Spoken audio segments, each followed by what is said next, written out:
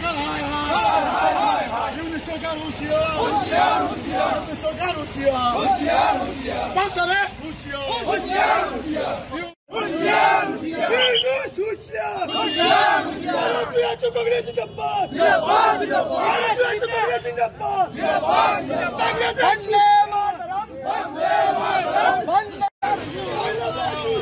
হুঁশিয়ার হুঁশিয়ার হুঁশিয়ার হায় হায়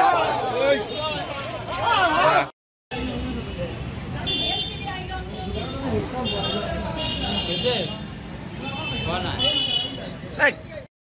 कौन है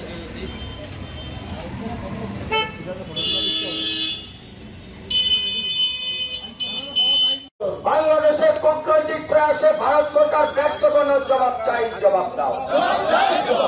নরেন্দ্র মোদী হায় হায় নরেন্দ্র মোদী হায় হায় জয়শঙ্কর হায় হায়। আজকের যে বাংলাদেশের পরিস্থিতি, সেই পরিস্থিতি কেন হচ্ছে আমি প্রশ্ন করতে চাই আজকে মোহাম্মদ ইউনূসকে, এবং একই সঙ্গে প্রশ্ন করতে চাই ভারতবর্ষের বিদেশ মন্ত্রী এস জয়শঙ্কর, যিনি সম্পূর্ণভাবে ব্যর্থ হয়েছেন কূটনৈতিক প্রয়াসে বাংলাদেশের এই জঘন্য পরিস্থিতিকে সামাল দিতে ব্যর্থ হয়েছেন। ভারতবর্ষের প্রধানমন্ত্রী ব্যর্থ হয়েছেন। কেন তারা ব্যর্থ হয়েছেন এর জবাব আজকের এই অবস্থান ধর্মঘটের মাধ্যমে কংগ্রেসের তরফ থেকে আমরা দাবি করছি।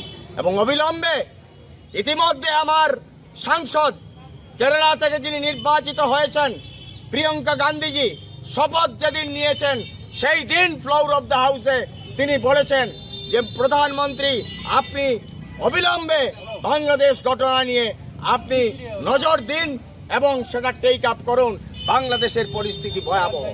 কিন্তু আজকে পর্যন্ত ফ্লোর অব দ্য হাউসে সরকারের পক্ষ থেকে, প্রধানমন্ত্রীর পক্ষ থেকে, বিদেশ মন্ত্রীর পক্ষ থেকে কোন ধরনের কোন স্টেটমেন্ট এখন পর্যন্ত আসেনি।